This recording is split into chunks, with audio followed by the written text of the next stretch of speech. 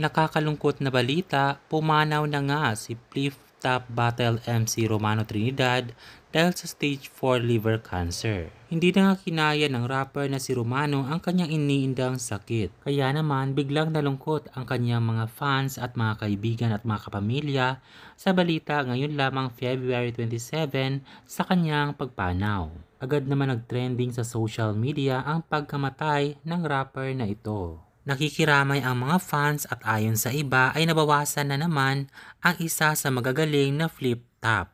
Kung mababasa nyo ay nakakalungkot talaga mabasa ang mga nakasulat sa comment sections patungkol sa pagkamatay ni Romano. Ayon kay Rov Cruz, rest in peace Idol Romano, isa ka sa hinangaan namin na rapper dito sa Cabanatuan City. Ayon naman kay Dio Sevilla Lobaton, nakakalungkot, isa to sa mga palagi kong inaabangan lumaban. Rest in peace, Idol. Isa ka rin ba sa mga supporters at fans na nagulat sa balitang ito patungkol kay Romano?